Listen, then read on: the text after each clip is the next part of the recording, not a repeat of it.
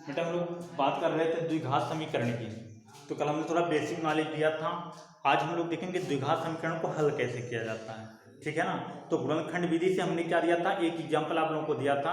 आज और अच्छे से सॉल्व करने की कोशिश करेंगे और मूलों के बीच में संबंध स्थापित करेंगे, ठीक है ना। तो चलिए आगे बढ़ते हैं। आगे कैसे बढ़े देखिए, ध्यान से देखिएगा बेटा। अगर एक कोई क्वेश्चन दे दिया x² plus 13x plus 13x minus 68 बराबर 0, और हमसे कहा इसके दोनों मूल आप फाइंड करके बताइए, दोनों मूल फाइंड करके बताइए। तो हमने कहा कि हम लोग क्या करेंगे भैया, गुणनखंड विधि से दोनों मूलों को फाइंड करने की कोशिश करेंगे, ठीक है ना। तो दोनों मूल देखिए कैसे आएगा, ध्यान से देखिएगा।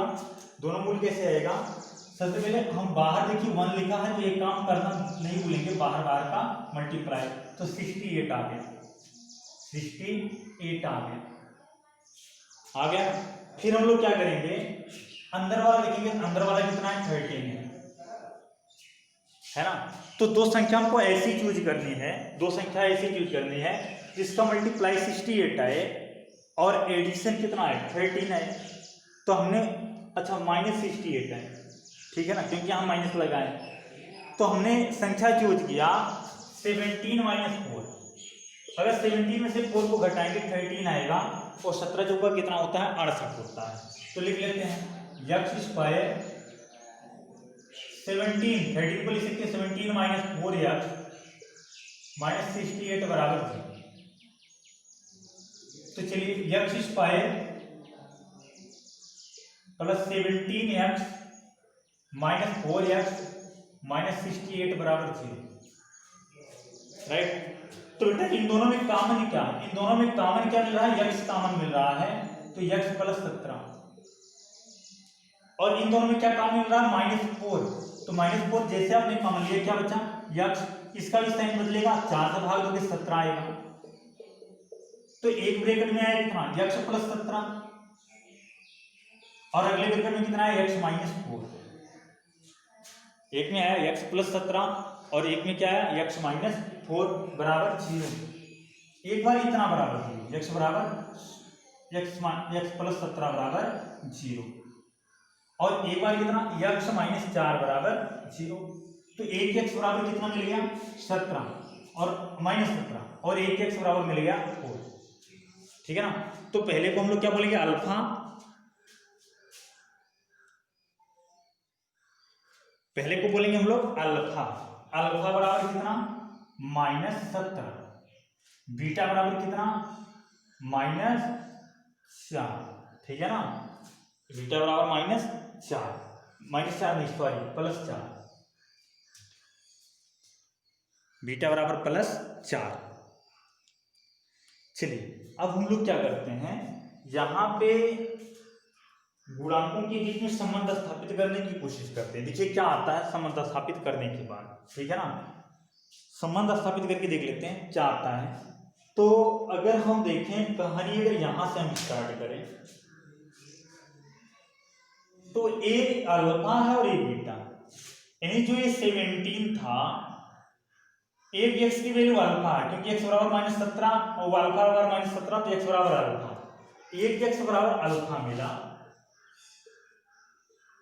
और एक x बराबर क्या मिला, बीटा मिला।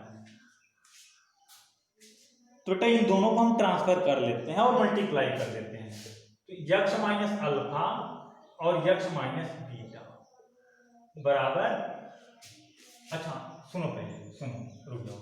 अगर अल्फा को हम इधर लाएं तो x माइनस अल्फा बराबर 0 और x माइनस बीटा बराबर 0। अगर दोनों का मल्टीप्लाई करें तो 0 का 0 में गुणा होकर क्या आएगा, 0 आएगा। तो x माइनस अल्फा और x माइनस बीटा बराबर 0। तो एक ध्यान समझिएगा, अब अगर मल्टीप्लाई करें तो x का x में x², फिर अल्फा का x में तो माइनस अल्फा x, फिर माइनस बीटा x, फिर प्लस अल्फा इंटू बीटा बराबर 0। राइट।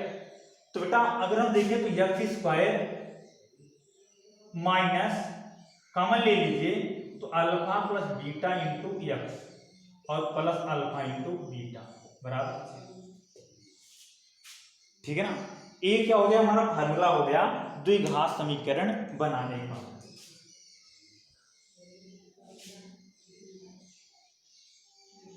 द्विघात समीकरण क्रिएट करने का, बनाने का। ये द्विघात समीकरण बनाने का क्या हो गया, फार्मूला हो गया ना। आगे बात करते हैं, आगे क्या बात करनी है, ध्यान से देखिएगा। आगे हम लोगों को देखना है गुणांकों के बीच में संबंध।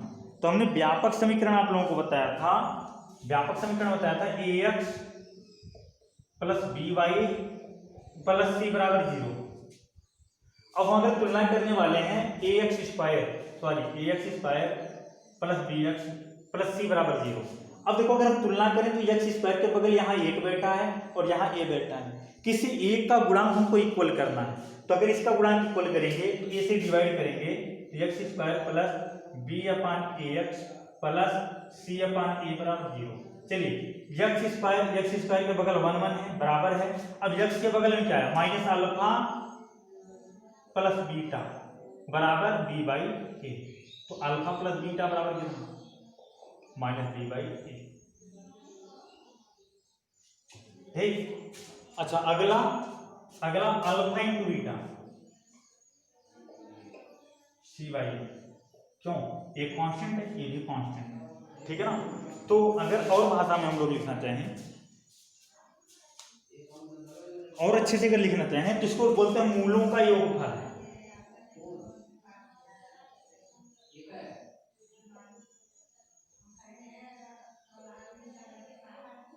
योगफल माइनस एक्स का गुणांक बटे एक्स स्क्वायर का गुणांक।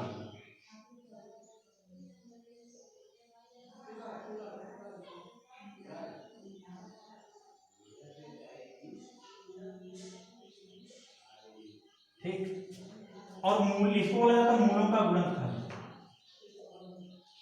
मूलों का गुणनफल, ठीक है। अचर पद बटे एक्स स्क्वायर का गुणांक, अचर पद बटे एक्स स्क्वायर का गुणांक।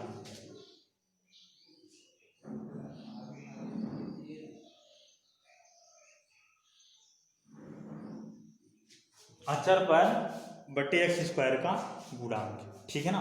तो इतनी बातें उम्मीद है आप लोगों को आई होंगी। क्या अल्फा, इससे क्या करोगे, समीकरण क्रिएट करोगे। ए मूलों का योगफल हो गया और ए मूलों का क्या हो गया, गुणनफल हो गया। एक और हम लोग को इसी टाइम फार्मूला याद कर लेना है, बाद में जरूरत पड़ेगी। मूलों का अंतर, मूलों का अंतर। तो देखिए दो चीजें हमारे पास आ गई, एक तो आ गया अल्फा प्लस बीटा बराबर माइनस बी बाई ए, और एक आ गया अल्फा इंटू बीटा बराबर सी बाई ए, ठीक है ना। दोनों के साथ से हमको अल्फा माइनस बीटा चाहिए। क्या चाहिए बेटा, अल्फा माइनस बीटा चाहिए।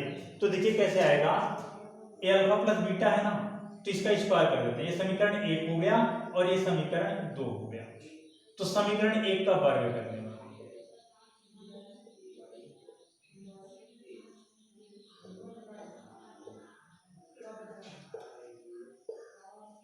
समीकरण 1 का वर्ग करने पर, 1 का जब वर्ग करोगे तो भैया क्या आएगा, अल्फा प्लस बीटा का होल स्क्वायर बराबर माइनस बी बाई ए का होल स्क्वायर।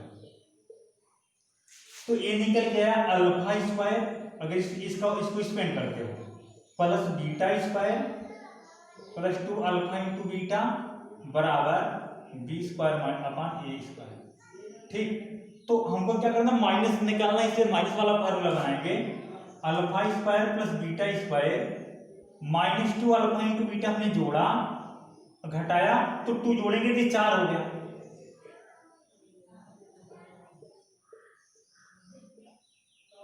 तो अल्फा प्लस बीटा का होल स्क्वायर, माइनस का होल स्क्वायर।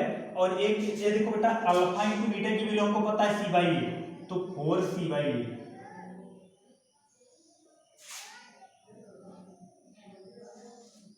तो अल्फा माइनस बीटा का होल स्क्वायर बराबर B square upon A square minus 4c by A, ठीक है ना। तो अल्फा माइनस बीटा का होल स्क्वायर बराबर ए स्क्वायर, क्या हो गया, एलसीएम हो गया। अब ए स्क्वायर से A square cancel, B square minus A से ए के कैंसिल 4ac, राइट। हमको अल्फा माइनस बीटा चाहिए, हमको अल्फा माइनस बीटा चाहिए।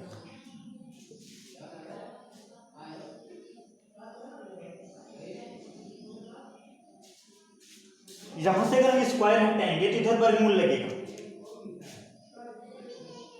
तो अल्फा माइनस बीटा बराबर root B square minus 4ac बटे ए स्क्वायर। तो अल्फा माइनस बीटा बराबर आया